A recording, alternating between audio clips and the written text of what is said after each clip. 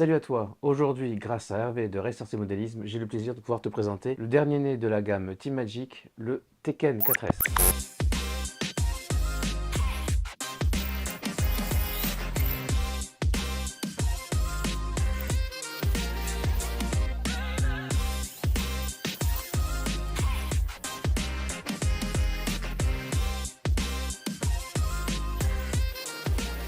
Team Magic n'est pas une marque inconnue pour moi puisque je possède et je ponce régulièrement les week-ends un B8ER, donc un buggy 1/8e 4.6S avec lequel je me régale. C'est une machine qui en prend plein la tronche, je la conduis sans arrière-pensée et c'est vrai que c'est devenu un peu ma machine fiable. Quand je veux aller quelque part et m'amuser et être quasiment assuré de ne pas avoir de panne, je la prends et pour l'instant, elle ne m'a jamais déçu. C'est donc avec grand intérêt que je vois arriver le Tekken dans la gamme Team Magic parce que je suis un grand amateur de Truggy.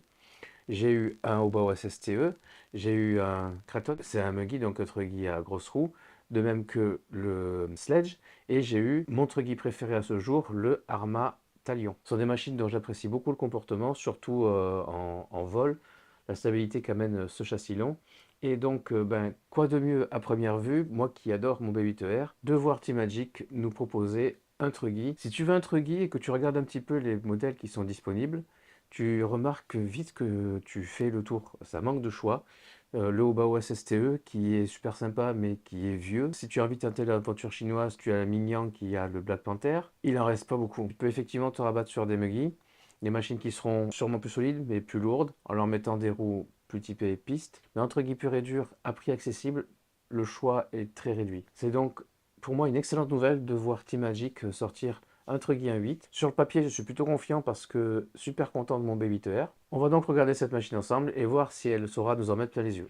Team Magic nous propose donc cette machine en 4S, RTR, il te faudra juste chargeur, lipo et les piles pour la radio. 4 roues motrices, une électronique brushless, une électronique waterproof, à ne pas prendre au pied de la lettre. Déjà vitesse maximum 80 km/h.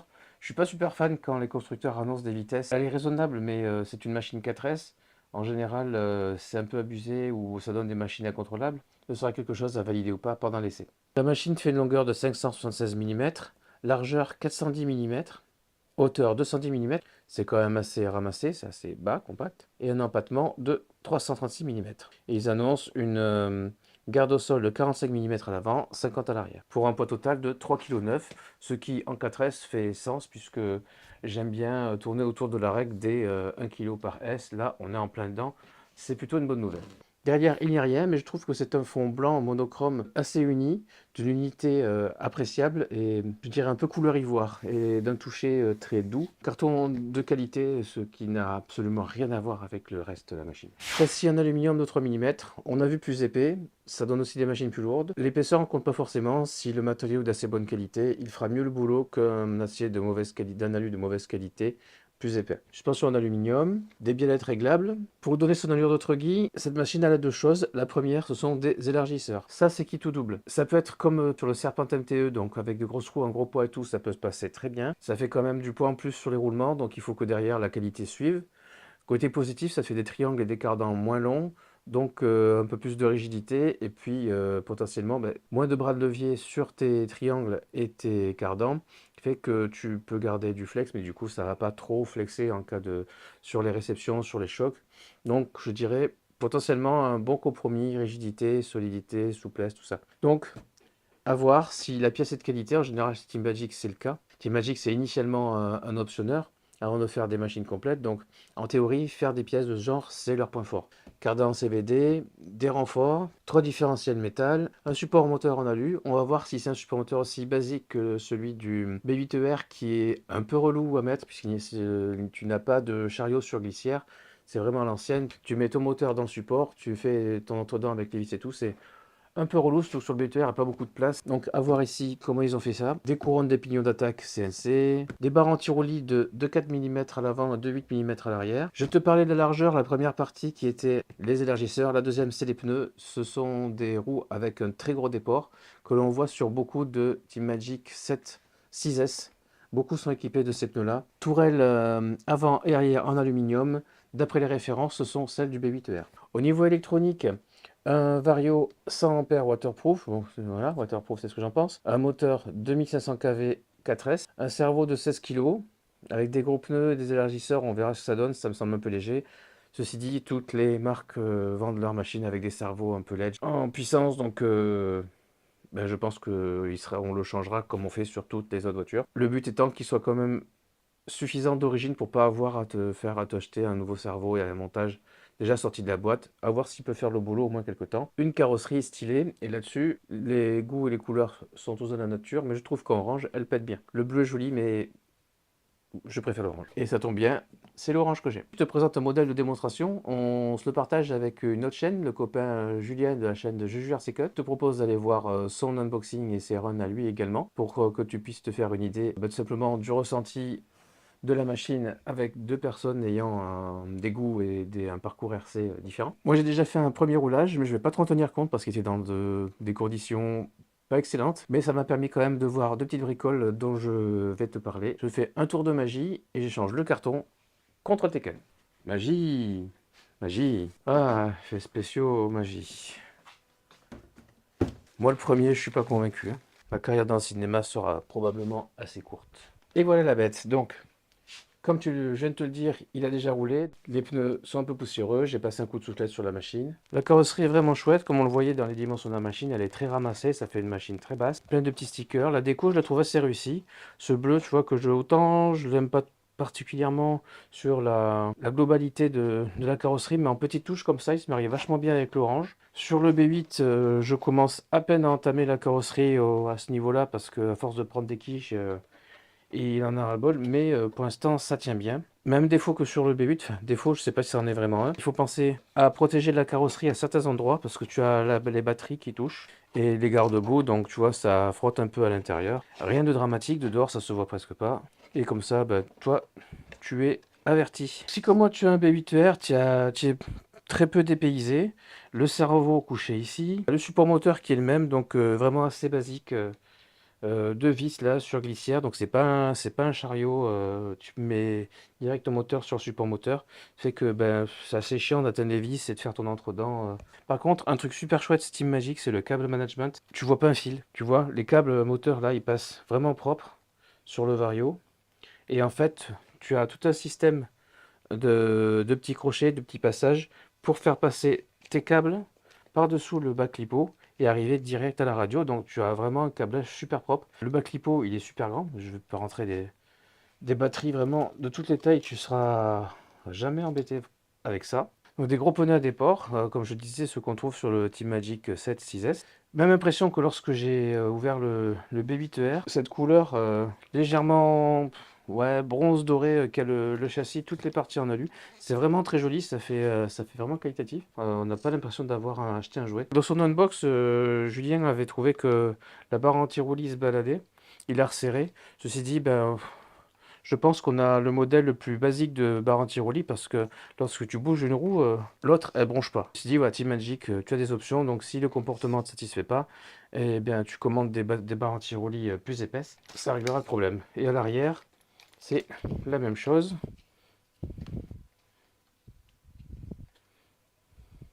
Tu vois,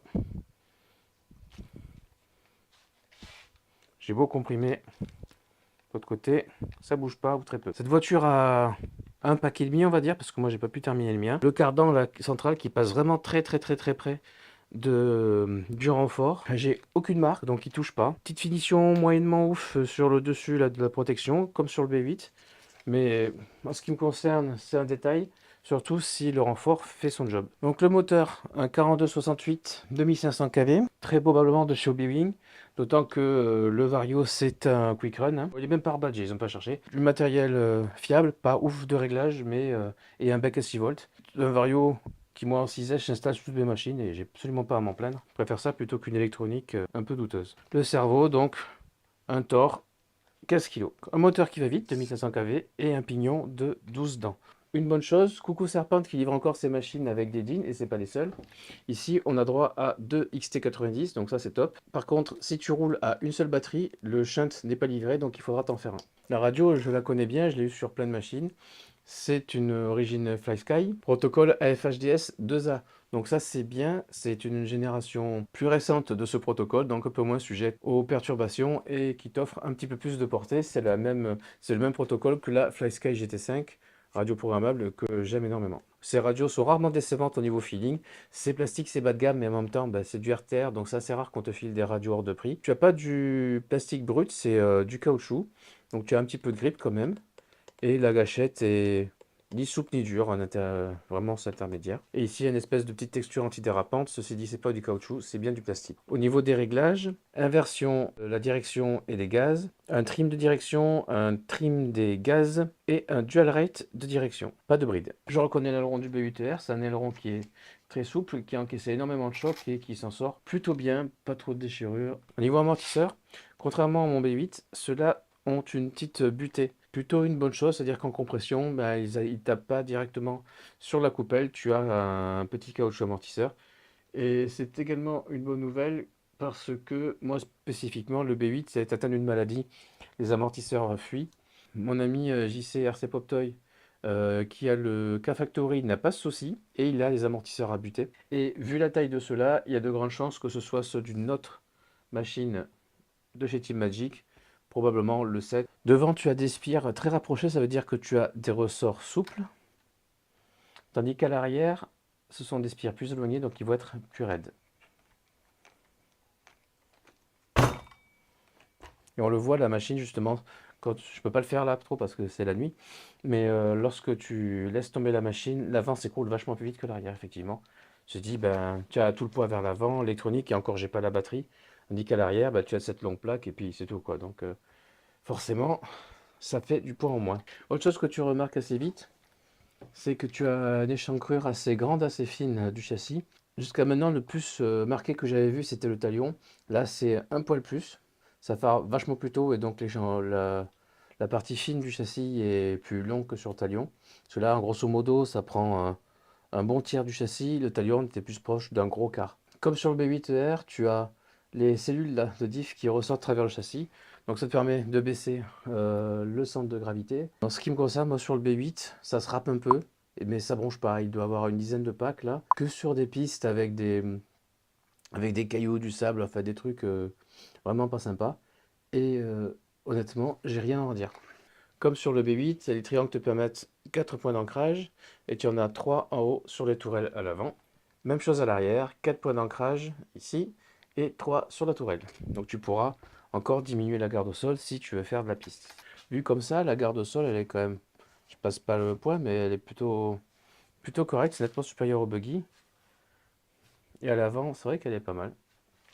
Donc tu vois, avec ces pneus là, il y a quand même moyen, même si c'est une machine, tu vois, vraiment ramassée et plutôt plate et pensée a priori piste, agilité, tout ça, quand même moyen de t'amuser hors piste et pas trop craindre les cailloux, les branches, tous ces trucs-là. Alors comme je m'y attendais, comme sur le B8, les huiles sont hyper fines. Waouh, c'est de la flotte. On verra dans la notice ce qu'ils ont mis. En revanche, ouais, suspension, ça fait plus dur que le B8. J'ai dit machine plus lourde, ça fait sens. Au niveau des références, grosso modo, moi ce que j'ai vu, c'est cette machine est un mix de B8R et de 7, dans le sens où le train avant semble venir du 7, les tourelles sont celles du B8. Après, tout ce qui est plastique intérieur, là, on retrouve du B8. Le renfort est celui du 7. Le châssis, par contre, semble être spécifique. Je trouvais cette référence que pour le Tekken, donc châssis long comme ça. Certains le reprochent, moi je trouve que c'est une bonne chose. On a la même chose chez Arma. J'aime bien quand une marque d'un véhicule à l'autre, surtout quand ce sont des pièces fiables.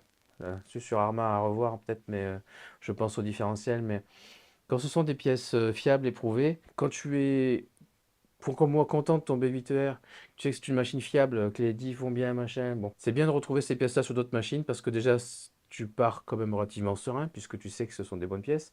Et ça veut dire qu'aussi en termes de disponibilité, la marque ne va pas arrêter du jour au lendemain de produire ses pièces sous prétexte qu'elle a choisi, qu'elle vient de sortir un nouveau modèle. C'est mon gars, hein, si je m'éloigne d'Horizon Hobby, c'est pas pour rien. Et donc là, chez Team Magic, voilà, du Lego, du puzzle, de plusieurs machines existantes pour en faire une nouvelle. On a peu de chance d'être déçu par la nouvelle, au moins en termes de fiabilité.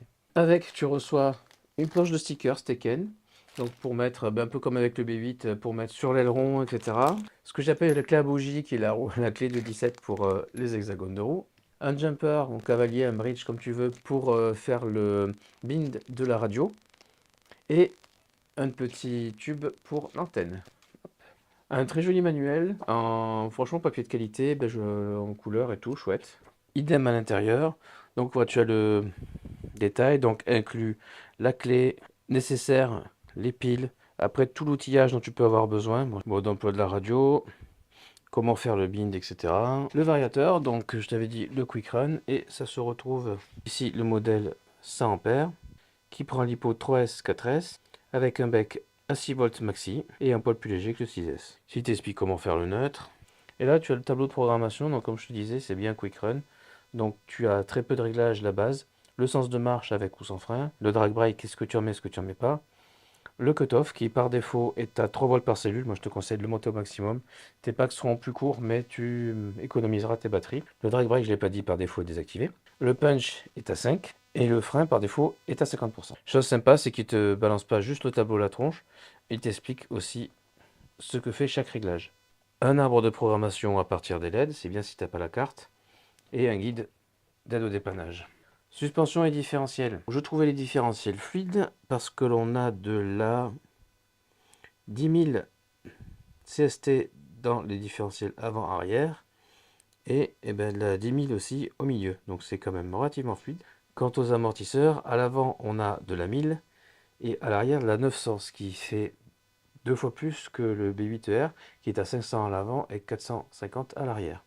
Correction différentiel avant-arrière, c'est 1000. Hein. Les 1000 c'est le central. J'ai vu un zéro de trop.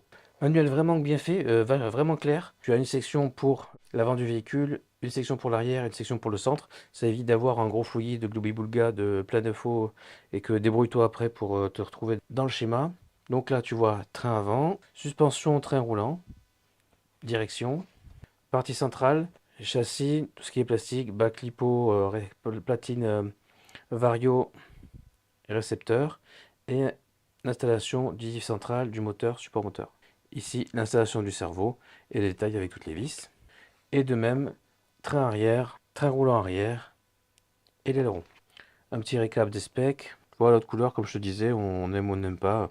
Voilà, ça change, au moins ça change. C'est bien le rouge, le noir, le bleu, le vert, mais bon, on a ça un petit peu partout. Moi, tu veux te différencier, t'as de quoi. La liste des pièces et jolie photo. Liste des pièces, évidemment disponible en stock ou sur commande chez SRC Modélisme.